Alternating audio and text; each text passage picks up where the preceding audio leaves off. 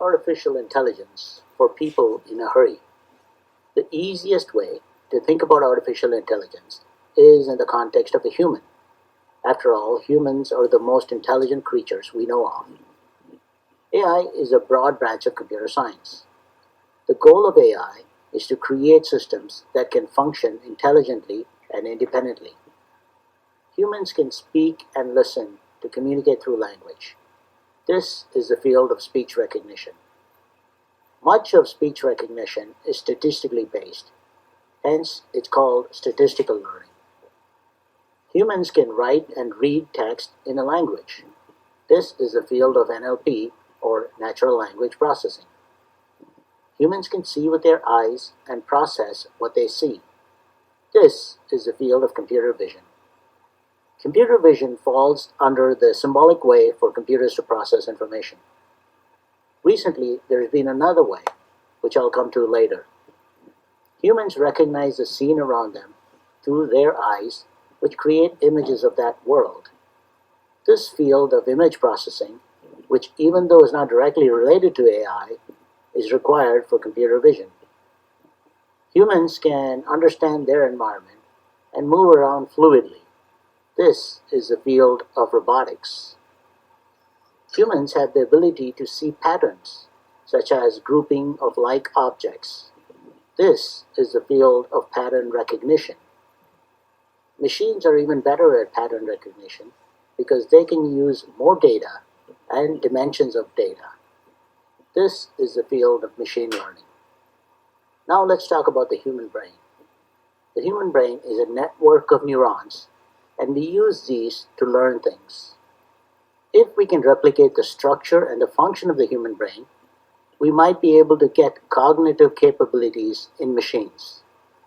This is the field of neural networks. If these networks are more complex and deeper, and we use those to learn complex things, that is the field of deep learning. There are different types of deep learning in machines, which are essentially different techniques to replicate what the human brain does.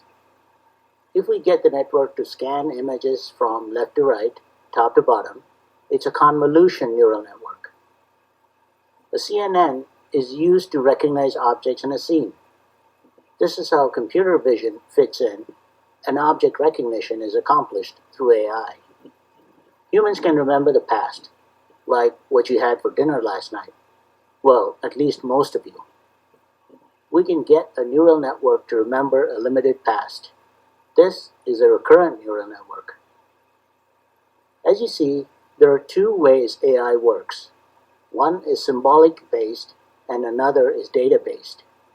For the database side, called machine learning, we need to feed the machine lots of data before it can learn. For example, if you had lots of data for sales versus advertising spend, you can plot that data to see some kind of a pattern. If the machine can learn this pattern, then it can make predictions based on what it has learned. While one or two or even three dimensions is easy for humans to understand and learn, machines can learn in many more dimensions, like even hundreds or thousands. That's why machines can look at lots of high-dimensional data and determine patterns. Once it learns these patterns, it can make predictions that humans can't even come close to.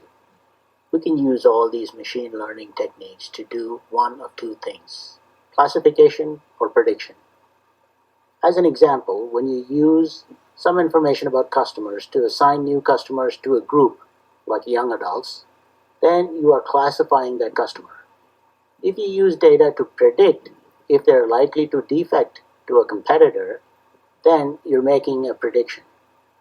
There is another way to think about learning algorithms used for AI. If you train an algorithm with data that also contains the answer, then it's called supervised learning.